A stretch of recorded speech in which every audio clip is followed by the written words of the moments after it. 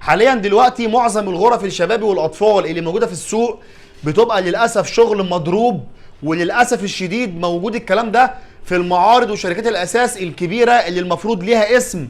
للاسف الشديد جدا حاليا دلوقتي في شغل كتير جدا بيتحط في وسط المعارض دي على انه الشغل التقيل الاصلي، وبيكون الشغل المضروب. ان شاء الله في الفيديو ده هوري لك كام علامه لازم تشوفهم بنفسك في اي شغل بتشتريه، لان الفرق بين الاصليه والمضروبه بيبقى حوالي 5000 جنيه 6000 جنيه، ده فرق سعر في الغرفه الواحده. وللاسف الشديد الاثنين بيكونوا نفس الشكل بالحرف، مع اختلاف الخامات بس اللي بتكون موجوده في الغرفه. الغرف التقيله اللي احنا بنتكلم عنها دي، هتفتح الدولاب وهتبص على الرف بتاع الغرفه، هتلاقي الحرف بتاع الرف من هنا معمول 3 الوان، ده الكبسل س اللي احنا بنتكلم عنه، ده خشب طبيعي تمام. والناحيه الثانيه نفس الكلام. الشغل المضروب هتلاقي الكلام دوت معمول لون واحد لونه بني، مفيش الثلاث طبقات دول تمام. ده بيكون الخشب الام دي اف. بالمناسبه احنا بنقول عنه برضو للمره الثانيه مضروب لما بيكون صاحب المعرض بيبيع الشغل على انه تقيل. اما لو غرفه زي دي اشتريتها مثلا ب 7000 جنيه ب 8000 جنيه، ده السعر الطبيعي بتاعها لو هي معموله ام دي اف. طب الكلام دوت انت بتبص عليه في الرف بس؟ لا طبعا، هتبص عندك في الرف تمام، وهتبص عندك هنا كمان. طبعا ده السرير، بتقلب السرير كده من تحت، هتبص عليه هنا من تحت هتلاقي الكبس بتاع السرير من تحت نفس النظام معمول 3 طبقات، ده الكبس السي الطبيعي بنتكلم عنه. وممكن كمان في الظهر هنا تخربش السرير باي حاجه علشان تشوف ان كان الحاجه دي معموله معاك ام دي اف ولا خشب طبيعي. دي تاني نقطه. تالت نقطه معاك بتبص على ده لما بيتفك، لو انت خلاص اشتريت والحاجه بتتحمل لك من حقك، ده لما بيتفك دول قطعتين، لما ده بيتفك بتبص على الجنب دوت من فوق، بتبص برضو على الحرف بتاعه علشان تشوف ان كان معمول خشب طبيعي ولا معمول ام دي اف. زائد كمان حاجه تانيه، ظهر الدولاب ده، الظهر دوت من ورا بتاع الدولاب، برضو من حقك ان انت ممكن مثلا تخربش الدولاب من الظهر باي حاجه علشان تشوف ان كان الكبس بتاع الظهر معمول ام دي اف ولا معمول خشب طبيعي. طب احنا بننبه دلوقتي من الكلام ده ليه؟ لان حاليا دلوقتي رجعوا تاني يكبسوا الشغل على ام دي اف على الموديلات التقيله اللي بنتكلم عنها دي، وبداوا يوزعوها على المعارض. وللاسف في ناس من ضعاف النفوس تلاقي حد نفسه ضعيفه، مع ان سبحان الله ربنا كرم الناس دي جدا ما شاء الله، ولكن برضو في ناس سبحان الله عندها حته الطمع، يروح مدخل لك مثلا 10 غرف في وسط الشغل، الغرفه اقل من السعر بتاعها ب 5 6000 جنيه ويبيعها بسعر الشغل التقيل.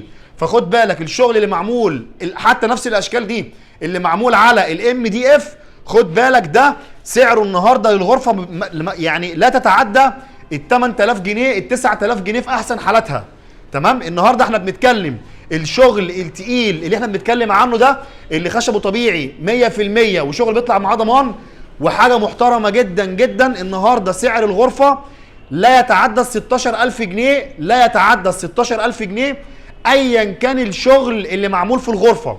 الناس اللي شغاله ب 18000 جنيه 17 ونص 22 25 الغرف دي، ده سعر مبالغ فيه جدا جدا. ده احنا بنقول لك اقصى تكلفه واقصى سعر النهارده لما تكون الغرفه مخدومه كويس جدا، خشبها فوق النمره واحد، الفينش بتاعها عالي جدا، اعلى ماتيريال اللي هو المستوى اللي مفيش مستوى اعلى منه على مستوى مصر كلها. النهارده بنتكلم في سعر الغرفه لا يتعدى ال 16000 جنيه. المعارض اللي شغال معاك ب 22 و18 و23 و25 و28 على الغرف دي اسعار مبالغ فيها جدا جدا جدا. ايا كان اللي صاحب المعرض هيقوله لك علشان خاطر يقنعك ان الشغل اللي عنده غير اللي موجود في السوق بنتكلم عنه، ده طبعا ده كلام هيبقى بيقول لك اي كلام علشان خاطر يعرف يطلع من جيبك الفلوس اللي هياخدها زياده عن القيمه الحقيقيه للسلعه اللي بيديها لك. مش هيقول لك انا سارقك، مش هيقول لك انا مغلى عليك. فانتبه لحاجه زي دي، الاول تشوف تتاكد ان الشغل اللي قدامك على المستوى التقيل، وبعدين تبقى انت فاهم ان في رينج معين للسعر ما ينفعش الشغل يعلى عنه. ما يخصنا احنا هنا الغرف اللي احنا بنصور من قدامها دي بادئه معانا من 14500 جنيه للغرفه، غرفه كامله تبقى دولاب 2 سرير كومودينو بمرايه، غرفه كامله على خشب طبيعي مليون في المية. الاسعار بادئه هنا من 14500 جنيه، اقصى سعر للبيع 16000 جنيه، ومتاح اكتر من 1000 شكل. تقريبا كل الموديلات اللي موجوده في مصر حاليا دلوقتي في غرف الشباب والاطفال متاحه عندنا من داخل الثلاث فروع بتوعنا. ولكن ده مش فيديو، احنا ما بنسوقش لمنتجاتنا في الفيديو ده، لا احنا الفيديو ده ان شاء الله بنوجهك وبننبهك لنقطه مهمه جدا. قبل ما تشتري من اي مكان في مصر النهارده غرفه شبابي او غرفه اطفال، بص على الرف، بص على السرير من تحت، خربش ظهر السرير من ورا، خربوش صغير تعرف ان كان معمول MDF ولا معمول خشب طبيعي. بص على القوايم بتاعه الدولاب من فوق، بص على البورنيطه بتاعه الدولاب، بص بنفسك وما تتكلش على النجار. لو هتاخد معاك نجار لو ما كانش ثقه هيبيعك جوه المعرض والكلام دوت الناس كلها عارفاه، فالناس تاخد بالها. ان شاء الله باذن الله الفتره اللي جايه هنعرض كل الشغل اللي عندنا بالاسعار، علشان كمان تبقى الناس عارفه الاسعار المعقوله للمنتجات دي في مصر كام النهارده. بعد ما تتاكد ان الشغل التقيل في غرف الشبابي اقصى سعر معاك 16000 جنيه، وربنا يقدرنا على فعل الخير. سلام.